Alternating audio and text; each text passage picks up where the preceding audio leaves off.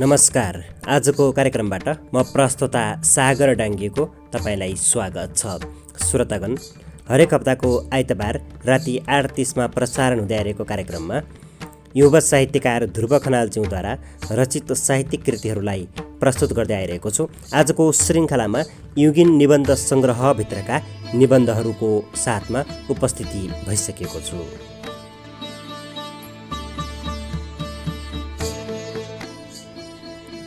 श्रोतागण, योभन्दा अघिल्लो कार्यक्रममा वाचन गरिएका अरू साहित्यिक रचनाहरूलाई पनि सुन्न सक्नुहुनेछ।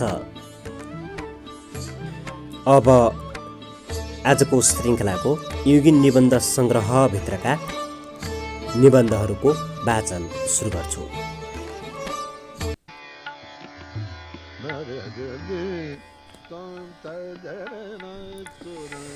अन्धविश्वासको भ्रम।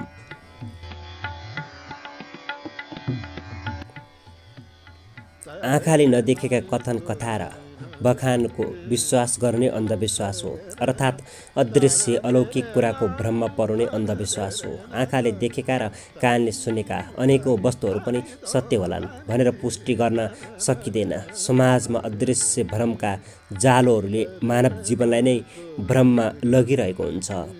आँखाले नदेखेका कुरालाई विश्वास गर्नु नै अन्धविश्वास भनेर भन्दा फरक नपर्ला। विश्वासमा अडिन नसक्ने अविश्वासको रूढी नै अन्धविश्वास भन्न सकिन्छ। आजको युग विज्ञानको युग हो। आजको 21औँ शताब्दी परीक्षण र प्रविधिको प्रमाण र पुष्टिको युग हो।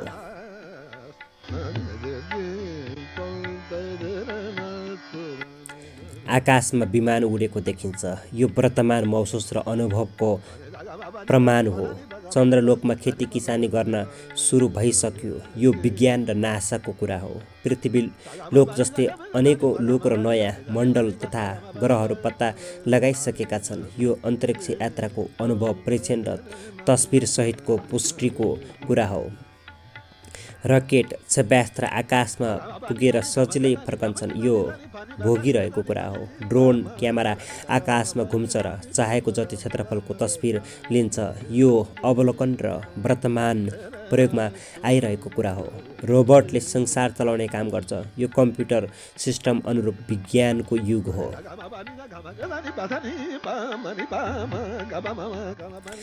आज चमत्कारी र पारदर्शी युगको दृश्य जुन देखिन्छ, यी सबै साँचो र सत्य हुन्। हिजोका कथन पनि छन्, तर ती अदृश्य छन्, अलौकिक छन्। बिरालाले बाटो काटे सायद बिग्रन्छ भन्छन्। के एउटा जीवित प्राणी स्वतन्त्र बाटोमा हिँड्न नपाओस्? बिरालोलाई हेरेर होइन, बाटोलाई हेरेर हिँड्नु पर्ने सन्देश माथिका भनाइले प्रश्न पार्छ।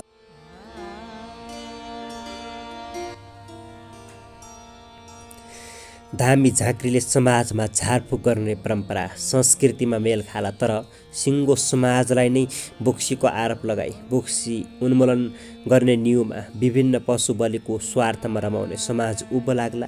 प्रार्थना गर्नु दया र करुणाको सहानुभूति होला, तर जिउँदै नारकीय व्यवहार उतार्नु कतिको निन्दनीय र सराहनीय होला। रित्तो डोको देख्दा कुसाइत पर्छ भन्ने मानसिकताले रूढी फैलिएको छ। के डोको खाली नै हुँदैन त? न्याउरी मुसाले बाटो काट्दा कुसाइत पर्छ भन्छन्। के अब न्याउरीले बाटो काट्दा उद्देश्य र लक्ष्यको आधा बाटै पुरानो अन्धविश्वासको भ्रममा फर्कने त? यस्तै यस्तै सयौँ अन्धविश्वासले समाजमा रूढिवादी परम्पराको ज्वरो गाडेको छ। यस्तै यस्तै कुरा र कथनको पछि लाग्नु नै अन्धविश्वास त भनिएला, तर यहाँ यस्ता स्वार्थी भ्रम होइन।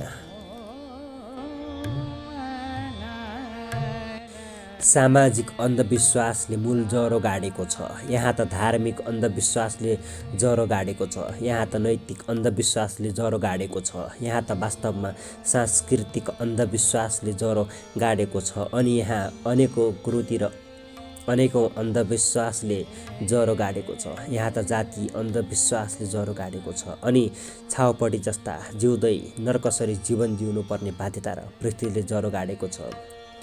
अनि मालिक श्रमिक र मजदुरको भेदभावले ज्वरो गाडेको छ। समग्रमा यस्तै व्यथिति र कुरीतिको परम्परा मनमा अलौकिक भई गढेको छ। अनि भूत प्रेत पिशाच आदि कतिको विश्वसनीय र अलौकिक रूढिवादी विश्वास होला त। माथिका कथन र अन्धविश्वासलाई प्रस्ट्याउने हो भने समाजमा कुसंस्कारका अन्धविश्वास पनि छन्। सामाजिक कुसंस्कारबाट अन्धविश्वासबाट साँचो र सत्य कुराको विश्वास गर्ने र असत्य कुरालाई त्याग्ने स्वयं आफैमा निर्भर र निहित हुने गर्दछ।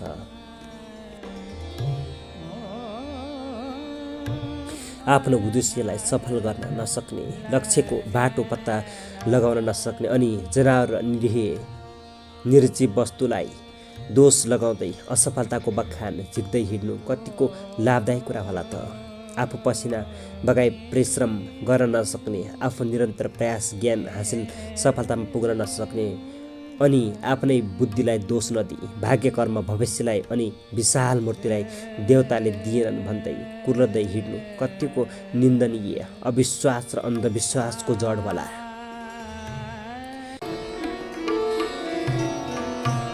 देवता थिए र धर्म थियो, ज्ञान ध्यान र तपस्या थियो र त प्राप्ति थियो। अज्ञानमा बसेर धर्म कमाउन लाखौँ पूजापाठको काममा खर्च गर्दैमा भगवान खुसी हुन्छन् त। हिजो ऋषि मुनिको हजारौँ वर्षको त्याग र तपस्याबाट संसारको सृष्टि भयो। अज्ञानीलाई ज्ञानी बनाउन हजारौँ गुरुहरूको जीवन्त तपस्या छ।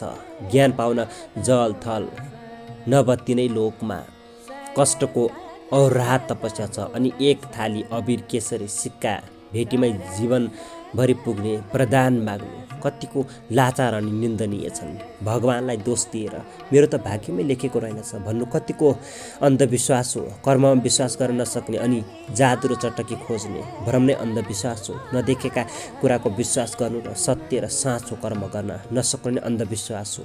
नाना तरहमा समाजमा फैलिएको कुसंस्कार नै अन्धविश्वासको भ्रम र रूढी हो। सभ्य संस्कारको पालना गरौँ, सुसंस्कारको थालनी गरौँ, चलिआएको सभ्य परम्पराको विकास गरौँ।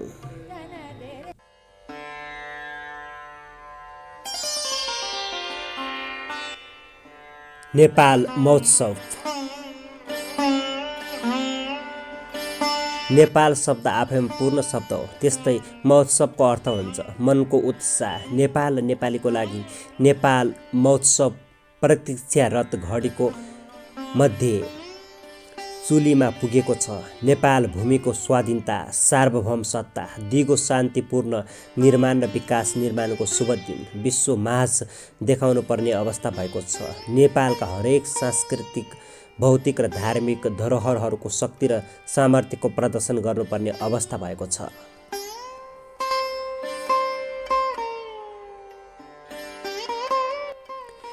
प्राचीन कालदेखि नै पुरातात्विक सामग्री, प्राचीन कालदेखि नै कला कौशलले सजिएको मूर्ति, तस्बिर र मठ मन्दिरहरूको दिव्य दर्शनका साथै मनोरम ऐतिहासिक मेला लगाएर विश्वमाझ प्रदर्शन गर्न जरुरी परेको छ। आफ्नो भूमिको माटोको सुगन्ध, आफ्नो भूमिको नसा नसामा बग्ने रगत झैँ सुसाई सुसाई बगेका कोशी, गण्डकी र सप्तकोशी, नारायणीका दूध झैँ पवित्र जलको प्रदर्शन गर्न अपहार्य भएको छ। वीर वीराङ्गनाले प्रयोगमा ल्याएका प्राचीन अमूल्य वस्तु प्रदर्शन गर्नुपर्ने बेला भएको। अरनिकोले झैँ हजारौँ कालीगढले बनाएका काष्ठ मूर्ति, शिलामूर्ति र देवशालिकाहरूको प्रदर्शन नेपाल महोत्सव मनाउनु जरुरी भइसकेको छ। कुनै गाउँको महोत्सवले त्यस गाउँको ऐतिहासिकता झल्किनुका साथै गाउँको विकासमा समेत प्रत्यक्ष भूमिका निर्वाह भइरहेको हुन्छ। कुनै सहरको महोत्सवले त्यस सहरको इतिहास, कला, संस्कृतिको गहकिलो सभ्यताको शिक्षा आदान प्रदान गर्छ।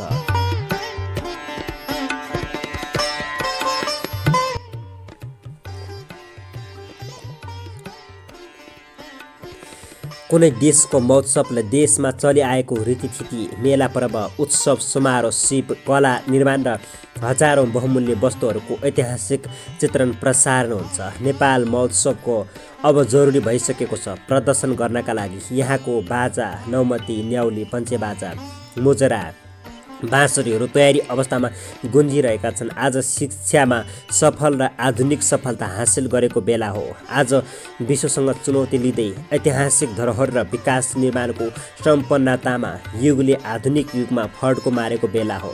सिप क्षमता र कलालाई लुकाइराख्नु नै देशपछि पर्नु हो। यहाँको प्राचीन औजारहरू, पुरातात्विक वस्तुहरू र अनेकौँ शक्तिका सामानहरू प्रदर्शन गर्ने हो भने अनि चिन्छन् नेपाल के हो र नेपाली को हुन्।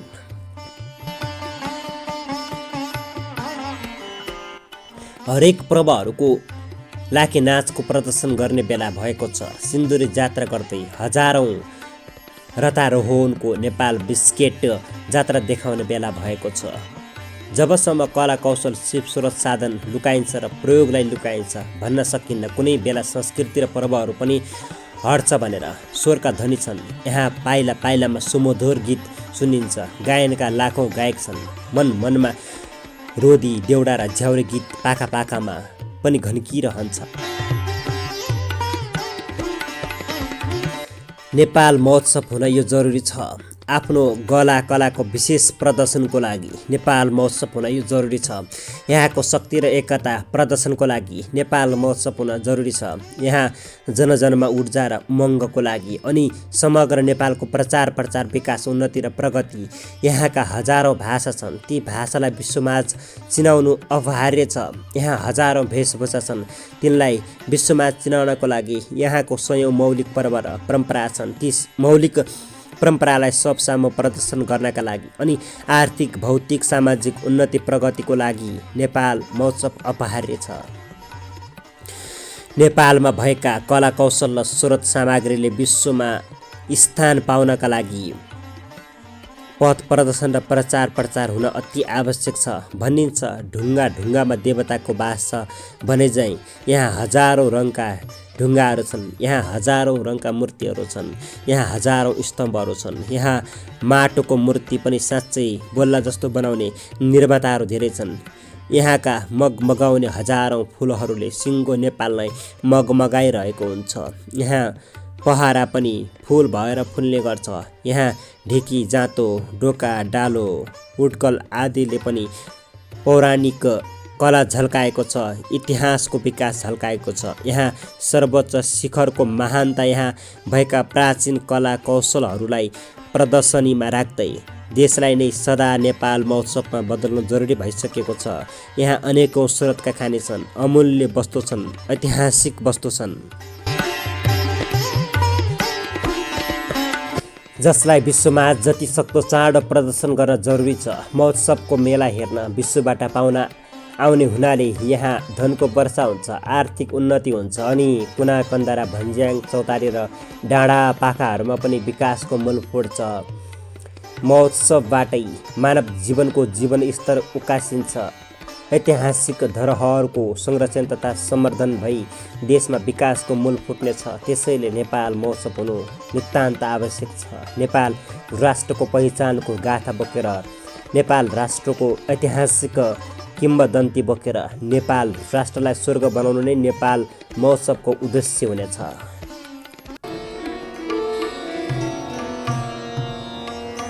आत्मनिर्भर देश।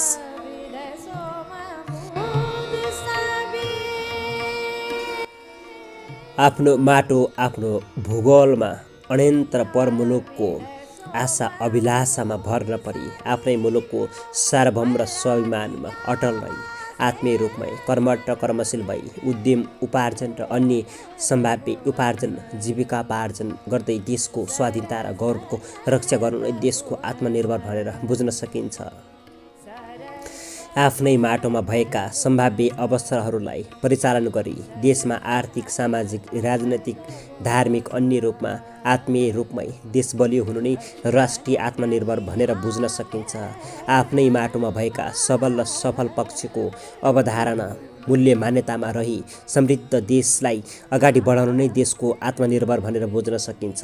नेपाल शान्तिको देश, प्राकृतिक र वानस्पतिक रूपमा धनी देश भनेर विश्वमा चिनिन्छ। यहाँ पाइला पाइलामा नव स्रोत र पाइला पाइलामा सुनौलो अवसरहरू छन्। नेपाल प्राकृतिक रूपमा धनी देश भए पनि विकासोन्मुख मुलुकमा पर्दछ जबसम्म जनताको लागि सुअधिकार सुनिश्चित हुँदैन।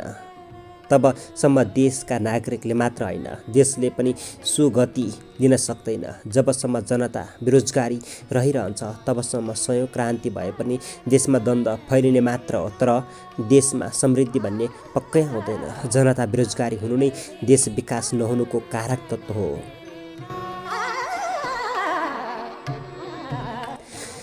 देशमा जबसम्म रोजगारीको सिर्जना हुँदैन तबसम्म परमुलुकको सहयोगमा, अनुदान र ऋणमा देश लामो समयसम्म टिक्न सक्दैन।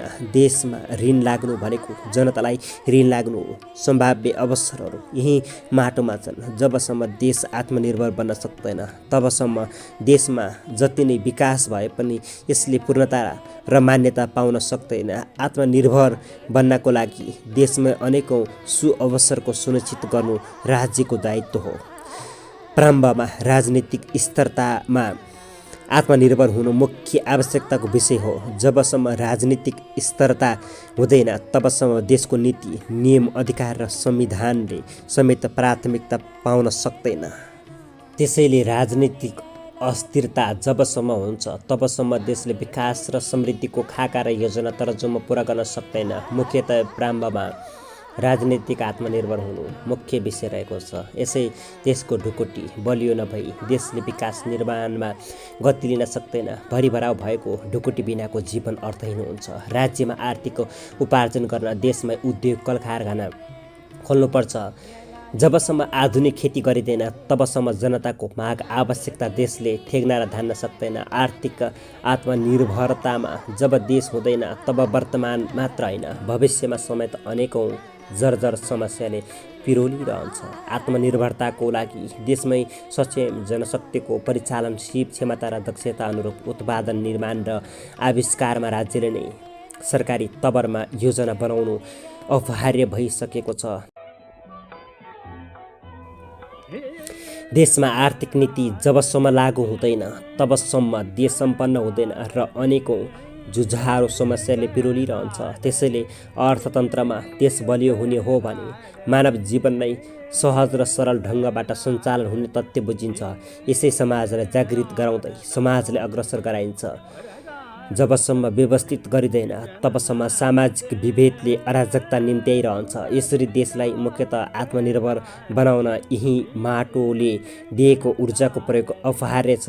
नयाँ नयाँ बिउ बिजन कृषिमा आधुनिकतालाई भित्र्याएर प्रशस्त अन्न उपार्जन गरी विदेशमा निकासी गर्न सके देशले विदेशी मुद्रा आर्जन गरेर अर्थतन्त्रमा बलियो हुने सम्भाव्य अवसरहरू कैयन देखिन्छ। कृषिमा आधुनिकता ल्याई तरकारी, फलफुल र अन्य अन्न बालीहरूलाई विशेष जोड दिई कृषि उत्पादनमा वृद्धि ल्याउने हो भने देश आर्थिक आत्मनिर्भर बन्न सक्ने लक्ष्य देखिन्छ। नेपाल जलस्रोतको धनी देश हो। बगेको पानीलाई सञ्चय गरी विदेशी मुलुकमा बिक्री वितरण र स्वदेशमै विद्युत उत्पादन गरी निर्यात समेत गर्न सके देश नै कसैको आशामा बस्नुपर्ने थिएन, जसले व्यक्तिलाई मात्र नभई देशलाई नै स्वावलम्बनमा अगाडि बढाउन सहयोग गर्दथ्यो। अनेकौँ प्रजातिका वनस्पतिलाई संरक्षण, उन्नत जातका आधुनिक फलफुल, प्राविधिक तवरले खेती गरी देशलाई र अन्य मुलुकलाई समेत निर्यात गर्न सके देश अझै आत्मनिर्भर बन्न सक्दथ्यो। सम्भाव्य लाखौँ अवसरहरू यही माटोमा छन्, जसले देशलाई स्वावलम्बी र आत्मनिर्भर बनाउन भरपूर मद्दत पुर्याउँछ। देशमा भएका कल कारखाना उद्योगलाई पूर्णता दिँदै निर्माण र निर्यातमा जोड दिन सके राष्ट्र नै आत्मनिर्भर हुने विश्वास पाइन्छ। अनेकौँ स्रोत र हजारौँ स्रोत साधनको धरोहरबाट दृष्ट्यावरण गर्दै पर्यटकीय मुलुकको रूपमा रूपान्तरण गर्न सके देशले अर्थतन्त्रमा फड्को मार्ने विश्वास बुझिन्छ। यसरी खेर गइरहेको भूसम्पत्ति जबसम्म प्रयोगमा आउँदैन तबसम्म देशले कष्ट भोगिरहनुपर्छ भने देश आत्मनिर्भर पनि बन्न सक्दैन। आधुनिक शिक्षाको महत्त्व। सिकाइका हरेक कार्यकलाप नै शिक्षाको परिभाषा हो। आधुनिक युग निर्माणको लागि आधुनिक शिक्षा निकै चर्चित र महत्त्वपूर्ण रहेको पाइन्छ। शिक्षाबाट कोही पनि वञ्चित नरहुन् र शिक्षाबाटै विकासको मूल फुटाई उत्कृष्ट नमुना राष्ट्र बनाऊ भन्ने मूल नारा सर्वव्यापक फैलिएको छ। शिक्षा त्यो हतियार हो जसले सजिलै चुनौतीहरूको चिरफार गर्छ। शिक्षा त्यो आविष्कार हो जसले सजिलै युगलाई विज्ञानमय ढङ्गमा अघि बढाउँछ। शिक्षा त्यो ज्ञान हो जसले सजिलै चन्द्रलोकमा जीवनयापन गर्ने कला सिकाउँछ। विज्ञानमय शिक्षा जसले आजको युगलाई स्वर्णिम बनाएको छ। कम्प्युटरको युग आएको छ। घरमै बसी बसी समस्त विश्वको क्रियाकलाप हेर्न र सहजै सिक्न सक्ने वातावरण बनेको छ। आज net, internet, Facebook, Google search गरेर हजारौँ भिडियो सहितको परिदृश्यले जीवनयापन र कार्यकलाप सहज र सरल छिटो चरित्र बनाएको छ। आज कम्प्युटरको शिक्षाले आधुनिक शिक्षा प्रदान रहेको छ। विश्वको कुना कुनामा छरिएर रहेको जनमानसमा आम सूचना सञ्चार र सहकार्यको भूमिका निर्वाह गरेको छ। सहज र सजिलै जटिल जटिल कार्य पनि सहजै हुने शिक्षा प्रदान गर्दै विश्व आधुनिक शिक्षा अन्तर्गत कम्प्युटरको जमानामा घुमिरहेको छ। हजारौँ वर्ष अगाडिका परिदृश्यलाई पनि कम्प्युटरमा हेर्न सक्ने प्रणाली खाकामा फाइल बनाई राखेको हुन्छ। जुनसुकै बेला आफूले रोजेको र खोजेको विश्वको शिक्षा एउटा कम्प्युटरभित्र सजिलै पाउन सकिन्छ। भूत, भविष्य र वर्तमानका परिदृश्यहरू सजिलै हेर्न सकिन्छ। आधुनिक शिक्षाले देशमा विकास निर्माण तीव्र रूपमा अघि बढिरहेको छ भने जनमानसको जीवनस्तर पनि सबल र सुदृढ भएको जानकारी पाइन्छ। देशलाई आर्थिक समृद्धिमा अघि बढाउन आधुनिक शिक्षाको विशेष महत्त्व रहेको छ। आधुनिक शिक्षा अन्तर्गत सिकाइ कार्यकलाप पनि सहजै हुँदै गएको छ भने शैक्षिक चेतनाको जनजागरण फैलिएको छ। हरेक विषयलाई थप मजबुत बनाउन र विकसित देश र राष्ट्रलाई लक्ष्यमा पुर्याउन आधुनिक शिक्षाले भूमिका निर्वाह गरेको छ। प्राचीन कालमा निगालोनी र मसीमा चोप्दै अक्षरको शुभारम्भ हुन्थ्यो। प्राचीन युगमा सिलोट र पहाराका पत्थरमा गोल चुन्ढुङ्गा र माटोले लेखेर शिक्षा आदान प्रदान हुन्थ्यो। विद्यालयको विकास नहुँदा चैत्य शिक्षा, गुम्बा शिक्षा, पाटी शिक्षा र चौतारा शिक्षामा गुरुबाट शिक्षा प्रदान हुन्थ्यो। त्यसै पश्चिमेली सभ्यताको देखासिक्की अनेकौँ उपकरणको निकासी र विज्ञानमय युगसँगै विश्व आज कम्प्युटर प्रोजेक्ट र अनेकौँ उपकरणबाट शिक्षा प्रदान हुन सुनौलो युगमा देश प्रवेश गर्दैछ। रेडियो, टिभी, क्यामेरा, भिडियो क्यामेराको प्रयोग दिनानुदिन बढ्दैछ। आधुनिक शिक्षा हासिल गरेपछि अझ जीवनयापन, खोज र अनुसन्धानमा अघि बढाई रोबोट जस्तो उपकरण पनि बनेर भोग चलनमा आइसकेको जानकारी सर्वविदितै छ। नैतिक शिक्षामा अनेकौँ गुरु ज्ञान कुञ्जहरूको धरोहर बनिसकेको छ जसले समाजलाई विज्ञानमय ढङ्गमा सबल र सक्षम बनाई अघि बढाइरहेको छ। कृषिमा आमूल परिवर्तन देखा परेको छ। विभिन्न औजार र उपकरणको निर्माण भई सुचारू रूपमा कार्य भइरहेको छ भने यसको प्रयोगबाट आर्थिक वृद्धि दर पनि हजारौँ गुणाले बढेको छ। आधुनिक शिक्षा वर्तमानको समाधान हो भने भविष्यको खोज पनि हो। आधुनिक शिक्षाकै कारणले आज यान, रकेट र क्षेपणास्त्र जस्तो यानको समेत विकास भइसकेको छ।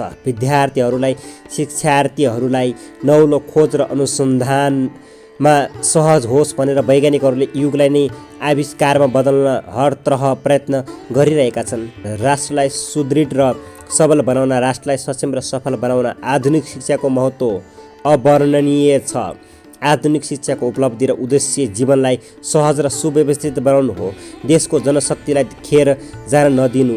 आधुनिक शिक्षालाई अवलम्बन गर्न नसक्दा देश पछि परेको हुन्छ। आधुनिक शिक्षाले दिएको वरदान र कुशल शिक्षालाई देशमै परिचालन गर्न नसक्दा देशले ठुलो भार बेहोर्नुपर्छ। जीवन स्तरलाई सुदृढ बनाउन हरेक उपकरणको उपयोगमा देशलाई अघि बढाउनु पर्ने हुन्छ। अबको आधुनिक शिक्षा झनै रहस्य र आश्चर्यको हुनेछ। परम्परागत परिपाटी मात्र अवलम्बन गर्दा, बढ्दो जनसङ्ख्याको ख्याल नगर्दा र जानेर बुझेर र सिकेर पनि केही गर्न नसक्दा जनता मात्र होइन सिङ्गो देश नै सङ्कटमा पुग्दछ। जति यान बने, जति उपकरण बने, जति पुस्तक बने, यी रचना र नवसृष्टिका ज्वलन्त उदाहरण हुन्। आधुनिक शिक्षा यस्तो गति हो जसले सेकेन्ड भरमै निश्चित लक्ष्यमा पुर्याउँछ। देशका हरेक आर्थिक वृद्धिको लागि, सामाजिक जीवन वृद्धिको लागि, भौतिक र नगण्य वृद्धिको लागि आधुनिक शिक्षाको महत्त्व भइरहेको हुन्छ। रीतिरिवाज र चालचलनलाई सुदृढ बनाउन, रहन सहन र व्यवस्थालाई थप मजबुत बनाउन, स्थिति र परिस्थितिलाई थप ऊर्जाशील बनाउन आधुनिक शिक्षाको उपयोग र उपभोग अपरिहार्य छ। जति विज्ञ छन् सब आधुनिकताकै प्रभाव हुन्, जति वैज्ञानिक छन् ती सबै निर्माता हुन्।